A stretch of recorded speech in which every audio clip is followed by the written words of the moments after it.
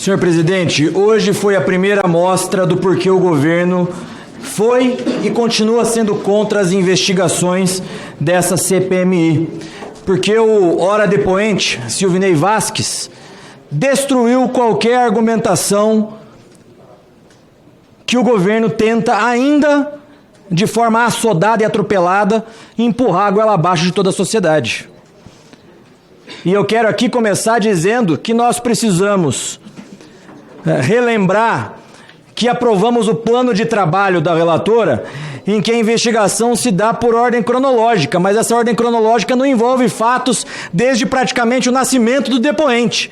Porque nós ficamos a manhã inteira debatendo e ouvindo a relatora fazer perguntas que não tinham absolutamente nada a ver com o objeto, com o escopo dessa CPMI. Depois ela passou apenas de 15 a 20 minutos fazendo perguntas relativas ao escopo do requerimento de convocação. O que nos mostra justamente que o governo está tentando alimentar narrativas falaciosas em um consórcio criminoso com parcela da imprensa. E é isso que eu vou querer demonstrar ao final da minha fala. O depoente está aqui como testemunha, mas me parece, ou pelo menos deveria, as perguntas nos mostram que ele seria, em tese, o investigado. E restaria a ele duas acusações. A primeira, uma suposta violência política na operação do segundo turno, ao supostamente obstar eleitores de votarem. E a segunda acusação, uma suposta prevaricação por omissão na desobstrução das rodovias pós-eleição. Mas os históricos dos fatos demonstram que essas duas acusações são falsas. E aqui eu quero rapidamente fazer esse histórico. No dia 29 de setembro de 2022, o Supremo Tribunal Federal julgou a DPF 1013, em que no item 16 da decisão do ministro Luiz Roberto Barroso, ele diz o seguinte: além das determinações feitas acima, recomendo a todos os municípios que tiverem condições de fazê-lo, que ofereçam o transporte público urbano coletivo de passageiros gratuitamente aos seus eleitores. A decisão do Supremo foi clara. A decisão fala em transporte público urbano. A decisão não permite que particulares contratem ônibus para levar eleitores aos locais de votação, o que continua sendo crime previsto no Código Eleitoral. A decisão do Supremo é clara. Portanto, a PRF, ao acatar na íntegra a decisão do Supremo, ainda faz a observação de que continua a fiscalização de ônibus privados, particulares, que levam irregularmente eleitores aos locais de votação. Ato contínuo a essa DPF, foi feito o ofício circular 3 de 2022, em cumprimento justamente a essa DPF. No dia 29 de outubro de 2022, o deputado Paulo Teixeira, hoje ministro, ele peticiona no Supremo Tribunal Federal. Veja só, dia 29 de outubro, um dia antes das eleições. E o que ele junta na petição ao Supremo Tribunal Federal? Um tweet da Gleisi Hoffmann, presidente nacional do PT, dizendo que o PT recebeu informações de que a PRF estava aparelhada e que obstruiria a votação de eleitores.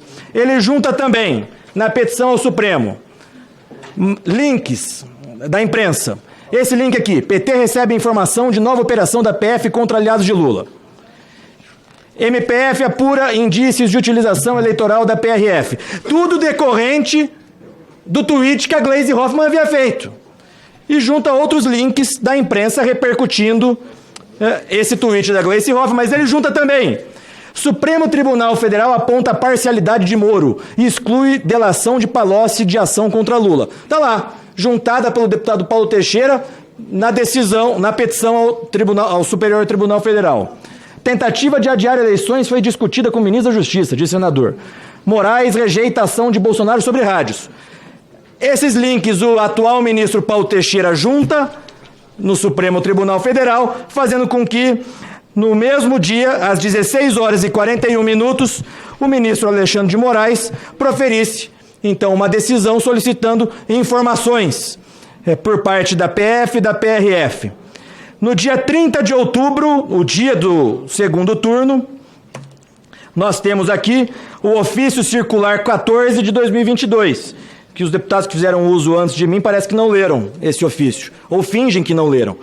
porque esse ofício, é claro, ele dá cumprimento à decisão do ministro Alexandre de Moraes de proibir qualquer operação da PRF no sentido de obstar eleitores de votarem, uma vez que, repito, a decisão era clara relativa ao transporte público e não ao transporte privado de eleitores.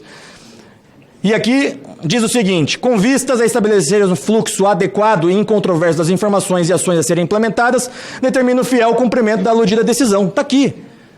O Silvinei Vasquez mandou para todos os superintendentes da Polícia Rodoviária Federal. E aí nós tivemos, então, a operação da PRF no segundo turno, que, segundo a imprensa, arrecadou, ou então apreendeu, melhor dizendo, 4,5 milhões de reais em 12 ocorrências. Parece que a esquerda simplesmente esquece que houve essas apreensões. Eu fiz questão aqui, senhor presidente, de imprimir 100 mil reais em notas, para ficar claro. Aqui, ó, 100 mil reais. Então foram apreendidos 45 blocos desse de dinheiro, 4 milhões e 500 mil reais apreendidos pela Polícia Rodoviária Federal, que é importante que a gente não esqueça que, de fato, isso ocorreu. Crimes foram simplesmente impedidos de acontecer por ação da Polícia Rodoviária Federal. Depois disso, senhor presidente, é importante que a gente diga o seguinte: a narrativa da esquerda, né? Ah, mas fizeram mais operações no Nordeste. Vamos para os números. O efetivo da Polícia Rodoviária Federal no Nordeste é mais alto do que em qualquer outra região do Brasil. Gostaria até que a relatora estivesse aqui, porque ela vai fazer o relatório, né? E não pode fazer o relatório só com base nos dados falsos que ela trouxe para a gente. Aqui o número de malha viária das rodovias. No Nordeste, a malha viária é infinitamente maior do que das outras regiões. Dado do próprio TSE.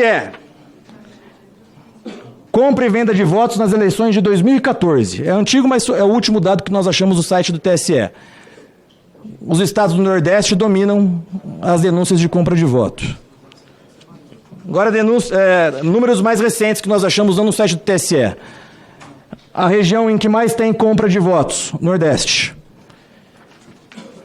Mas nós temos aqui os dados públicos.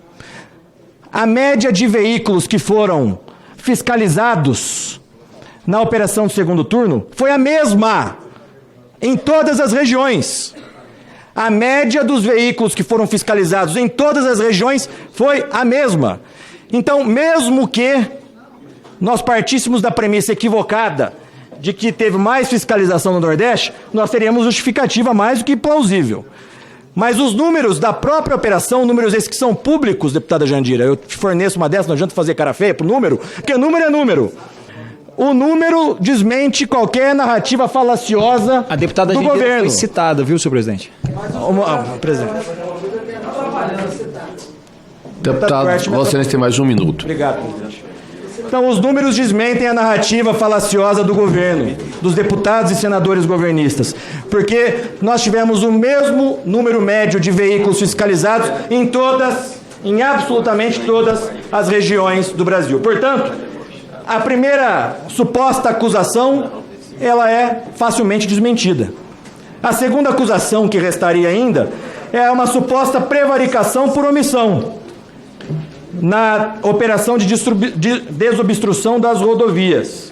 Mas aqui nós temos as notícias que foram veiculadas amplamente pela imprensa, que foram já ditas aqui pelo depoente, de que a Polícia Rodoviária Federal suspende folgas e determina a aplicação de máximo efetivo policial para desbloquear estradas. Então, essa segunda suposta acusação ao depoente também é facilmente desmontada. O que nos resta, presidente, e o que sobra para nós, é o motivo pelo qual o governo sempre agiu contra essa CPMI. O governo precisa continuar alimentando a sua narrativa falaciosa de que houve uma tentativa de golpe no dia 8. O governo precisa, para isso, de que os inquéritos continuem sob sigilo, porque a primeira oportunidade que o depoente tem de falar para o Brasil, até agora só tinha prestado depoimento, e prestou depoimento, inclusive, Em novembro do ano passado, minha pergunta é se até agora houve denúncia ou se não houve andamento nesse processo, Silvinei. Porque o governo precisa, então, senhor presidente, infelizmente a relatora não se faz presente, deveria ficar aqui para ouvir os questionamentos, inclusive. O governo precisa alimentar sua narrativa falaciosa, precisa dos inquéritos sigilosos para continuar com esse consórcio criminoso, com parcela da imprensa, que ainda insiste na tese mentirosa de que houve uma suposta tentativa de golpe e que isso e que aquilo, e tudo que nós estamos ouvindo aqui ao longo desses últimos dias. Eu gostaria de fazer essa pergunta ao depoente, senhor presidente, bem como o valor que foi apreendido nas operações, onde o dinheiro foi apreendido, o nome das cidades, o nome das pessoas que estavam em posse do dinheiro, se foram fiscalizados também transportes privados, né, de passageiros, identificação desses ônibus, quais foram as empresas, quem pagava por essas empresas, e, por fim, quais foram os agentes da PRF que pediram voto para o Lula e agora ganharam cargo em comissão. Esses são os meus questionamentos.